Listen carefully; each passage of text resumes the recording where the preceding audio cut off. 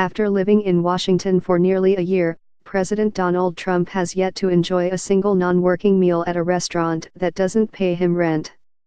He hasn't taken in a performance at the Kennedy Center, hasn't been to a sporting event, hasn't toured most of the sites.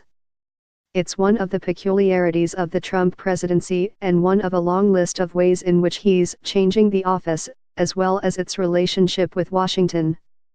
I would say that Trump has been the least present of any of the most recent presidents, said Phil Mendelson, chairman of the Washington, D.C. City Council and a Democratic member of the council since 1999.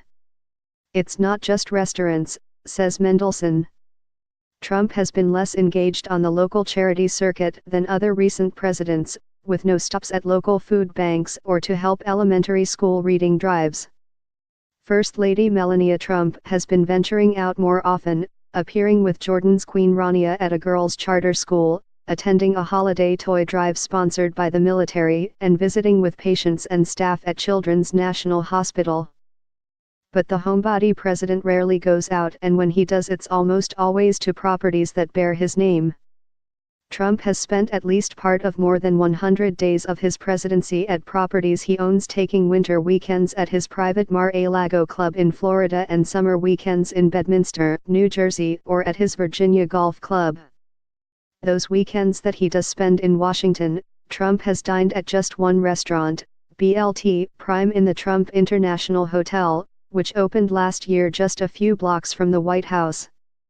Trump's visits have thrilled the tourists who flock to the hotel, building buzz and earning revenue. But most often, Trump, who is known to prefer well-done steaks with ketchup to snooty fare, chooses to eat in. I love the food in the White House. The White House is the greatest restaurant, it's the most beautiful, he told the Larry O'Connor radio show last month. They do such a beautiful job. Trump took office as arguably the most prepared of recent presidents for the constraints of living and working in the White House and its Secret Service-enforced security bubble, having spent decades ensconced at Trump Tower in New York.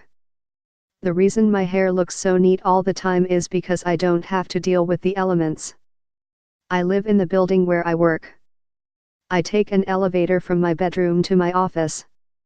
The rest of the time, I am either in my stretch limousine, my private jet, my helicopter, or my private club in Palm Beach, Florida, he once wrote.